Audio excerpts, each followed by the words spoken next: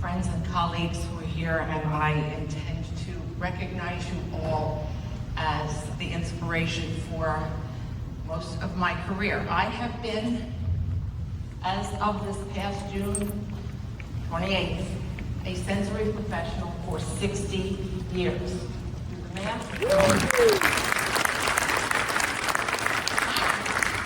And I still love it. And I'm not quitting. Somebody asked me last night, is this your last Pangborn? Stay tuned. Everybody's interested in the title, Civille Disobedience, and I am about to tell you that story and also give you the analogy of a tree in reference to my career.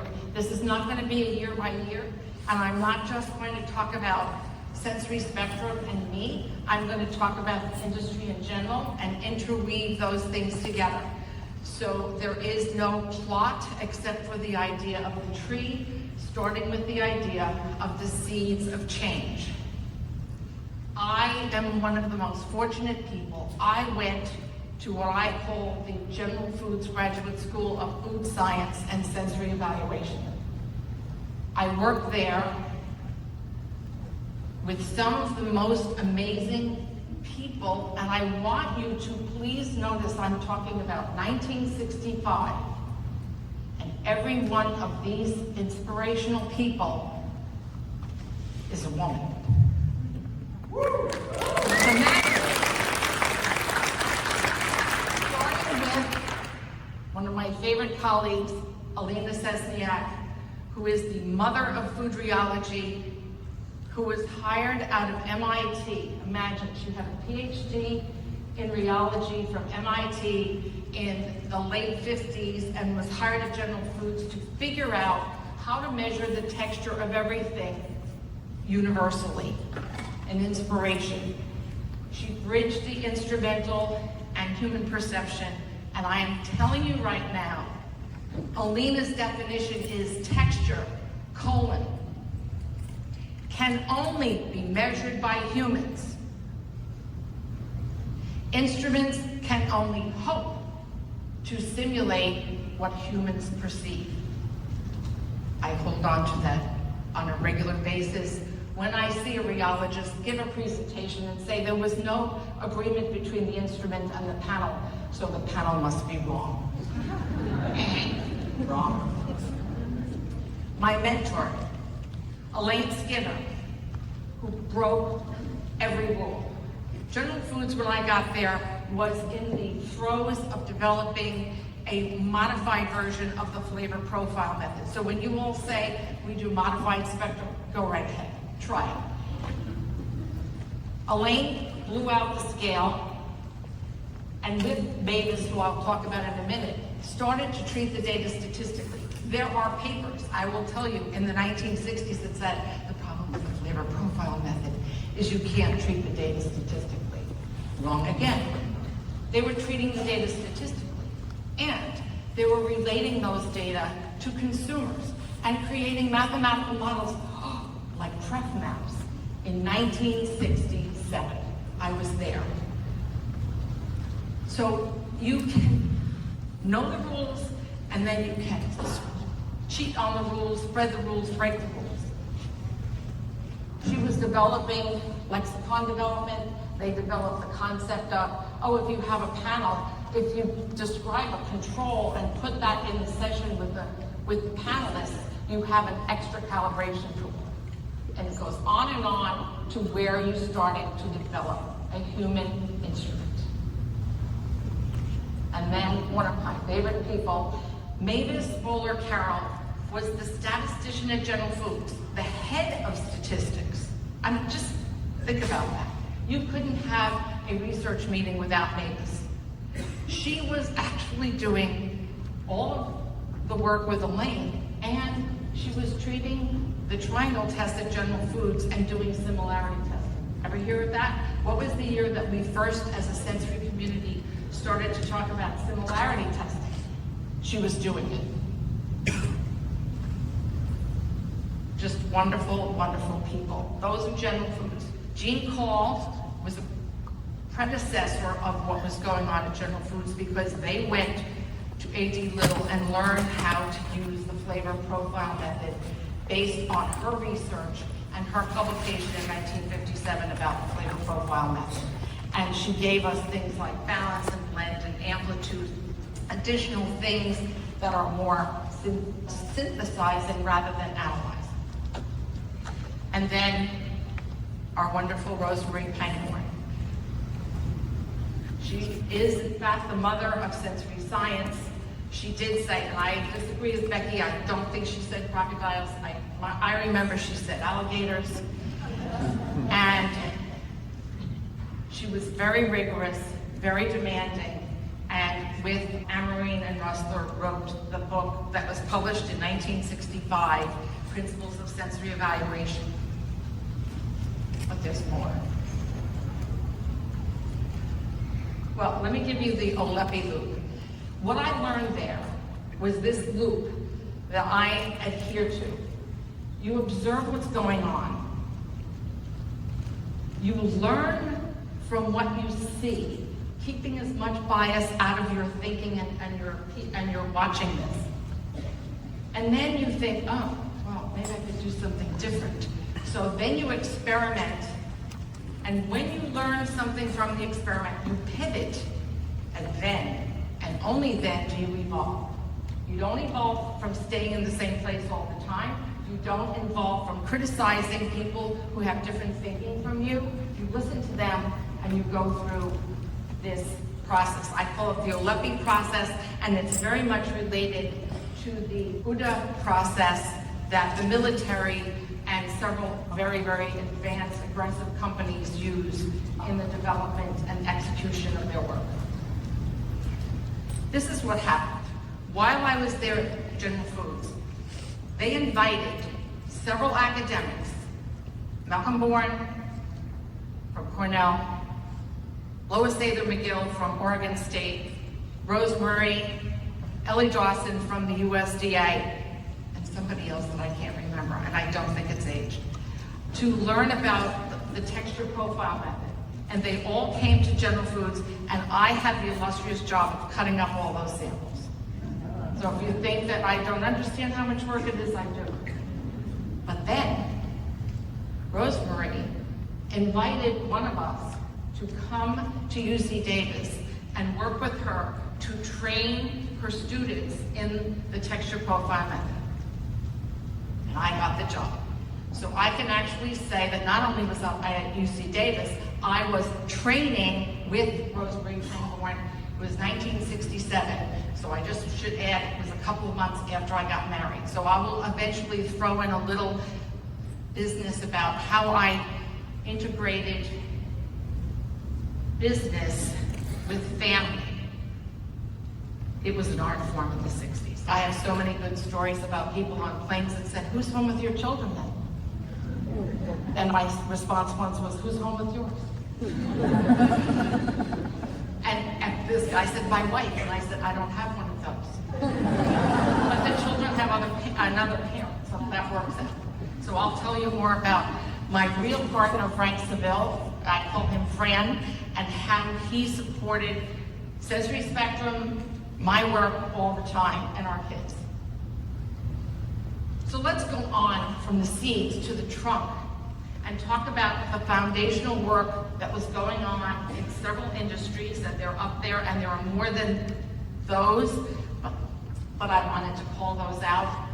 And the universities, and the ones that are indented, sort of got on board a little bit later than the ones that are up on the front that I was actually working with in the 60s and 70s and well into the 80s as well. So General Foods developed all of these wonderful things. Flavor and texture profile method, expanding the descriptive analysis. One of the reasons that I was chosen to work with Rosemary is that I was training a coffee panel in San Leandro, California for quality.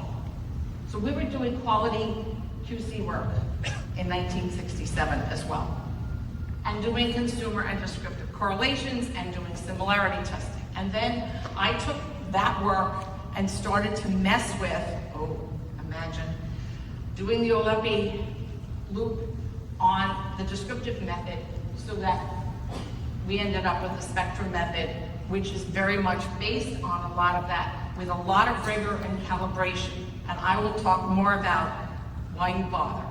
3 times here, people have said to me, can't you just do this quicker and faster? Yeah, I can, but we won't. If you want to have an instrument, you have to have calibration and you have to have rigor. So we'll talk about that. And then I got involved with ASTM E18 and benefited from working with and contributing majorly to the standards, the guides, the lexicons, the manuals, all of the above, and learned a lot. That's why ASTM is wonderful. You not just contribute, but you learn from your colleagues. It's extraordinarily collaborative. I also was involved in IFT, and in 1978-79, I was invited to reveal the spectrum method at a course, a sensory course that IFT sponsored in Boston, Portland, and St. Louis. And I got to work again with Rosemary and a lot of my other sensory colleagues and introduce the spectrum method. And it was wonderful to be able to share those experiences with your colleagues. Into the 80s, I had a fantastic experience at a sensory conference, and I cannot remember where it was. Melissa Geltema had done a study looking at Andy Drabniak's 147 terms that he has in his book. Somebody actually had it on their poster from Tennessee State. And she created a lexicon from Andy Drabniak's book. And I sat there in the back of the room and thought, this is the greatest day of my life, because her lexicon was exactly, almost exactly, the lexicon I was using to train a fragrance panel. There were some differences. For example, she called one group of terms brown sweet, and I call them sweet aromatics. Ooh.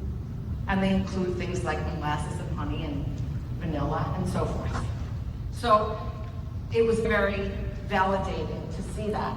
We also worked with several clients to unpack consumer terms like soft and creamy and what actually sweet aromatics mean to the consumer.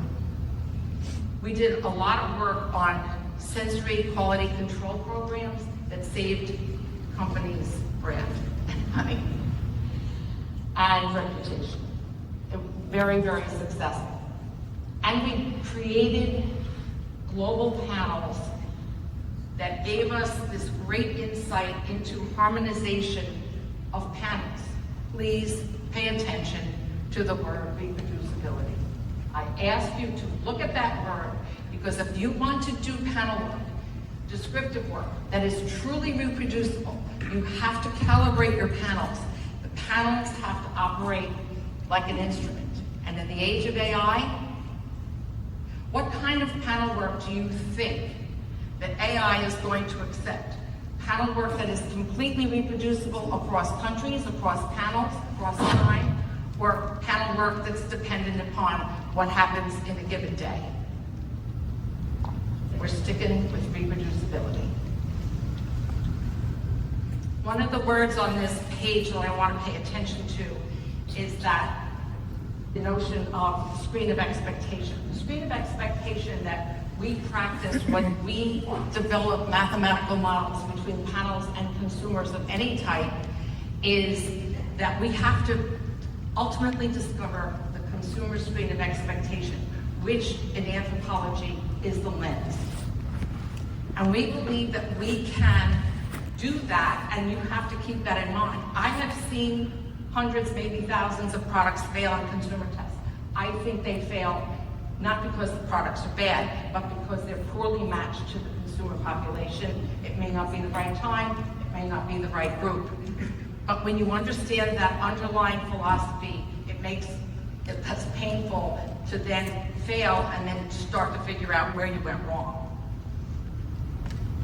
The branches. So we talk about sometimes individual data with our panel, sometimes consensus data. Come and talk to me anytime about what you get in the difference between them. We added things like balance and blend and fidelity, thank you, Edgar Chambers, and degree of difference or difference from control. We have our panels actually rate an overall assessment of these things to get more synthetic information. And then we use that to do certain types of application, like Snapshot, which is a quick version of Descriptive. Jason Newland and I are big believers in Blink, which Malcolm Gladwell published the book about making decisions on the fly. Can you imagine, and Jason's done it, and I have done it, sitting with a product developer for a day and a half and taking 6 weeks of product development work and doing it in a day and a half by simply tasting and saying, go back and just fix that thing. Just take that thing out and put that one up and doing it. And I've done it tens of times, and Jason's probably done it hundreds of times. It works, but you gotta be trained and you have to know how to do it. From the Sensory Evaluation Techniques book, beloved Malcolm Mylgard and Tom Carr and now Katie Aspa, we have learned from teaching courses and from the book about experimentation, method refinement, and collaboration. If you take away 2 words away from me, the words are reproducibility and collaboration. I love contradiction. God bless our dear Claire. She was nothing other than a contradictor. Now, why don't we try it this way? She died 2 years ago, just after the Nantes Pangborn. She came home and didn't feel well, and unfortunately was having a heart attack that she didn't recognize. Contradiction, openness, exploration, collaboration, improvement, evolving. Here's the tribute to Claire, who grafted on so many unbelievably odd things. She introduced us to 10 different ways to do ideation, how to use creative consumers, how to do consumer-designed product development, and the notion of polarity in your research, in your thinking, in your entire company policy, how to deal with what looks like opposites and are simply poles of the same thinking. And then there were all the expansions of methods, all the rapid prototyping, all the design of experiments. And we certainly looked at, tried, and used many of these.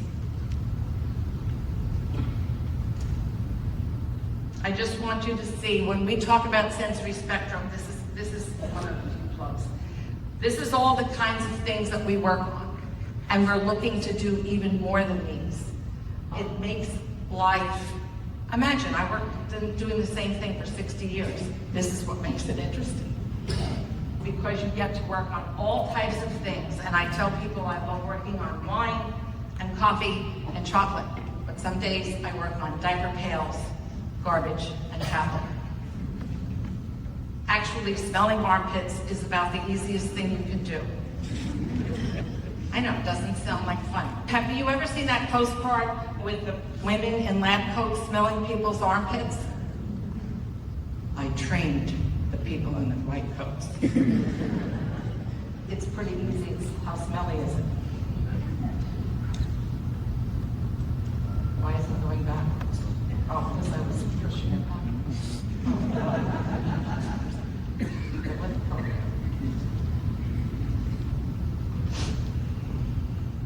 Canopy, the expansion of the tree. I love these people. I'm going to tell you that we are on the 6th edition of the Sensory Evaluation Techniques book.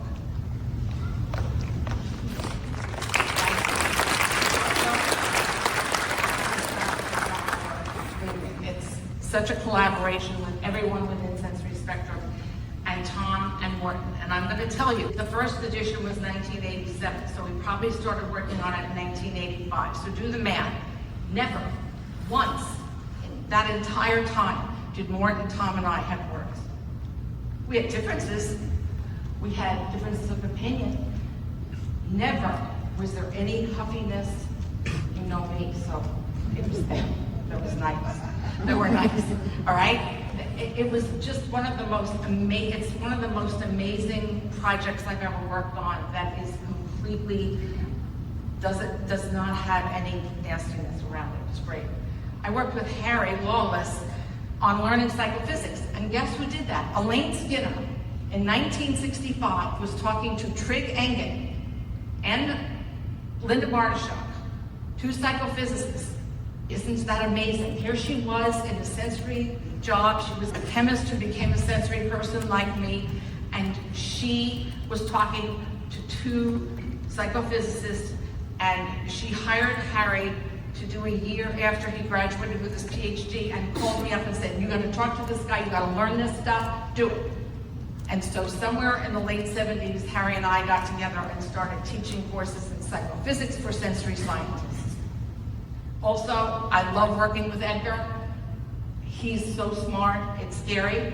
And we've done work during the Florence Pangborn.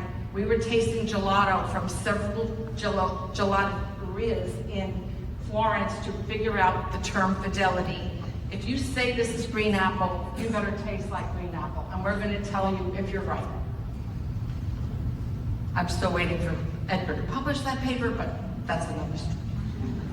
I love the partnerships we've had with the USDA on several commodity items, including catfish. And my favorite story is the girl from Brooklyn talking to the guys from the Mississippi Delta. And I said, so tell me what you perceive in this sample. And somebody said a word that I was like, what? And he said the word S-O-U-R in 4 syllables. He actually said, sour, ma'am. And I had no idea what he said. He said sour. I love working also with Natick and Armand and working on things beyond the food, working on uniforms, working on paper products, lots of fun.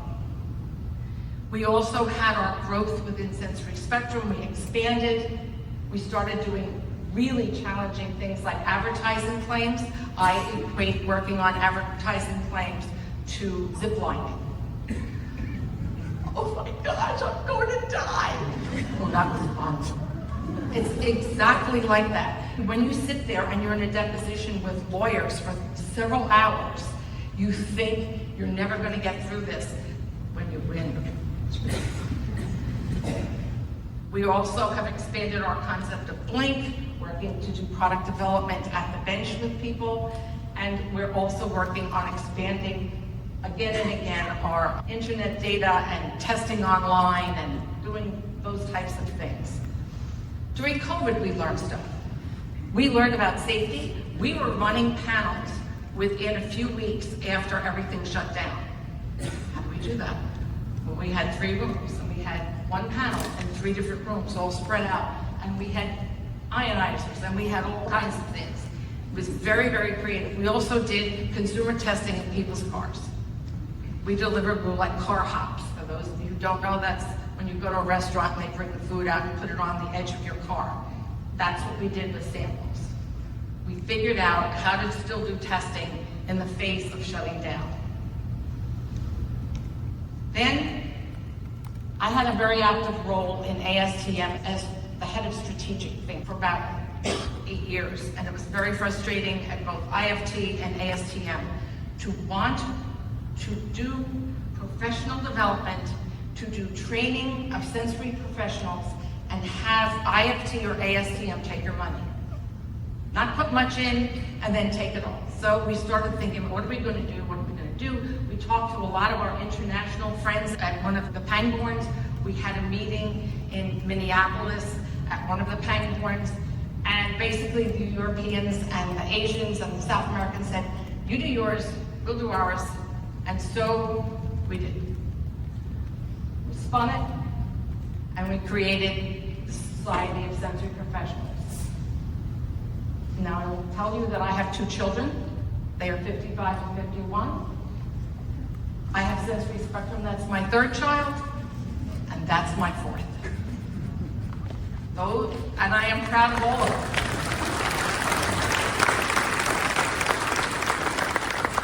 This was hard work, but we pulled it together, and now we've been established for 20 some odd years, and we're doing quite well. And we're happy to be able to do professional development in, as well as technical papers and technical things to train sensory professionals and to bring sensory professionals together. So what's new?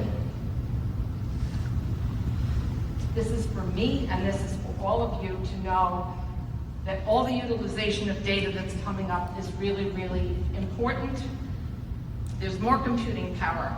There's digital data collection that we've never thought of. Consumers are walking around with their phones and can be responsive at any moment to a question that you have if they're in your database and responding. There's vast data. Case to Graph, who is one of my favorite people, asked if he could have a bunch of sensory spectrum data that was completely washed, and all we would tell him was this was a sweet baked good and this was a meat product, and he had one of his PhD students take a look at our descriptors and relate those descriptors to nutritional aspects and how much people consume. It was a good use of vast data. Intelligence, AI and machine learning, emotional research and user X, certainly.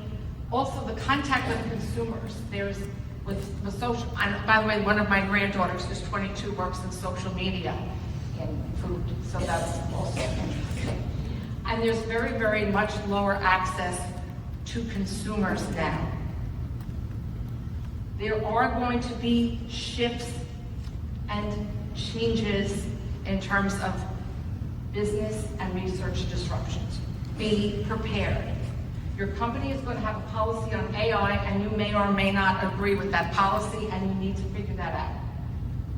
And there are going to be new research and business models, and one of your jobs, if there's a sensory component, is to be sure that it's right, that the sensory part of that is right, that they're going to be making decisions on. How am I doing on time? That your job is to. All right. I have a tendency to sometimes lose track. I'm really interested in some of the new aspects. For me, the haptics is not new. I was invited to a haptics conference I guess it was before COVID, so it's like 5 or 6 years ago, in order to school them. I actually was asked to come and tell them, you know, you have to test with humans? And I did. The guy that got up, 2 people before me said, I don't believe in testing with humans at all, you just need instruments. And I'm like, oh, that's a nice setup, thanks. And I gave them some demonstrations, and I quoted Alina liberally. That's an aspect that we ought to be really thinking about, how to influence all of the perception of the haptics, of all the instrumentation that we're using. Things like hard goods. And how are we working in pharma if you have a product that has an active in it? How do you test a product with an active in it? So it's just some things to consider. And I'm very interested in transportation environments, cars, airplanes. I had a discussion, a very heated discussion with someone. Can I test a consumer's response to the inside of an airplane if it's in a simulation situation? Maybe. A lot of people think they're going to die when they get on that plane, and I'm not so sure that that piece of information isn't necessary if I'm going to get consumer responses in an airplane. So I felt very strongly about it, and they basically said, no, we can't afford it. And my opinion was, you can't afford not to.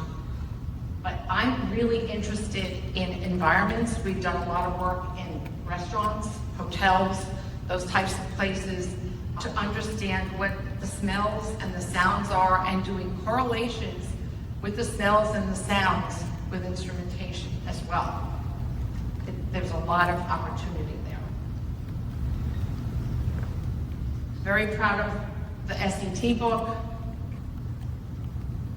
and we are now working on a vast lexicon, an appearance, flavor, texture, fragrance lexicon. It's huge. I didn't work on it this summer because I was working on this, but I'm up to the C's, I'm not creating it, I'm reviewing it. It's there, and Lee is going to help me, and we're going to review it, and we are hoping to have this lexicon before too long. This is something we think is important, and we know that people are reading and rereading chapter 12 in the SET book, looking for hints for lexicons. You can call me anytime and I'll give you some ideas. Growth is not about control, it's about curiosity, expansion, evolution. What can I do next? Doing that loop. Sorry, John, I'm going to talk a little bit about the future, okay? Please have some discomfort with your success. The true success lies in your impact. And I have said this to people. Don't tell everybody on my staff, but I'm less interested in making money than making a difference. And I think Sensory Spectrum has proven that. We make a difference. We may not be the richest company out there, but we move very much to try to make a difference in this field. People, methods, outcomes, always evolving. Mistakes are the most wonderful thing in the world. A mistake, a failure, and an experiment is a gift. Use it. Why, Elsevier? Why don't we publish failed experiments? Wouldn't you like to know that somebody just ran an experiment that you were about to run and it was a bomb and now you don't have to spend the time and the money? I don't understand this at all. Why? And the haptics, by the way, the haptics people at IEEE are starting to publish failed experiments. Good for them. How much information is out there on what other people have tried? And it's not a failure. It's just the hypothesis didn't hold up. Okay, let's move on to the next thing. Become part of something that's even better. Collaboration, have I said this enough? Don't be afraid to talk to other people about what you're doing and getting ideas. No single opinion, including yours, mine, is enough. So, stay curious. Be data-driven. Explore holistically from the beginning, the outside of the package, where the package is sitting on the shelf of this product. Embrace collaboration. Integrate new technologies. Oh, it's coming. So you better get ready to embrace them. Build on proven methods. I love when people say, well, do you have any new methods? You don't need new methods. You maybe need some new technology, but the methods are there. Just figure out how to apply them. And please understand, I believe this, that every sensory professional should know every single method that's in the sensory evaluation techniques book and in Harry and Hildegard's book. But you also know how, you need to know how to taste and smell and feel and look and listen. You are the owners within your organization of the sensory properties of your products. Now, we collaborate with Tom all the time to do statistics. Tom is not allowed to interpret our data because Tom didn't taste the samples or look at the samples or smell the samples. He can't name the dimensions because he doesn't know. He can't throw out that one sample that's in the map because it's an outlier. Oh no. He or she may be really important. I think you need to pay attention to your samples. Science is a living thing. I am one tree. I sit with all of you in this wonderful profession, and we have opportunities to plant more, to learn more, to do more, and to be successful together in collaboration. Here are some of my collaborators and friends, and my sensory spectrum team that is there includes 100 people who are working or have worked for sensory spectrum. Claire is mentioned in particular, and my husband, Fran Civille, because of his unbelievable collaboration. He died a year ago. I miss him, but I think he would love to have been here to see this because he knows so many people. Without his help, and my kids, by the way, did the eulogy at his funeral and said, yeah, my father was learning to cook when my mother was on the road. But he did. He did it, and the people in my town said we had the only single parent family with a married couple, because one of us was in every single play, every single baseball game, every single soccer game, but two of us at any event was a rare occasion. Somebody was in Japan, and then the next week somebody was in Louisiana. But I owe a lot to all of these people, particularly to my sensory spectrum team and teams over the years for helping us be who we are as sensory spectrum. Thank you.